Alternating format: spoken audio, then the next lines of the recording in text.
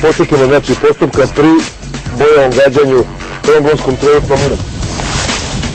Skinemo poklopac, izbacimo metkić za automatsku pušku, zatim skinemo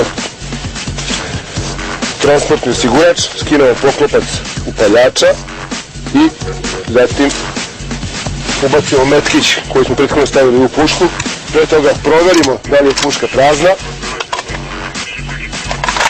Ubacimo okvir, ubacimo metak u cev i polagano navučemo trombonsku minu na pušku. Uzmi zatvor!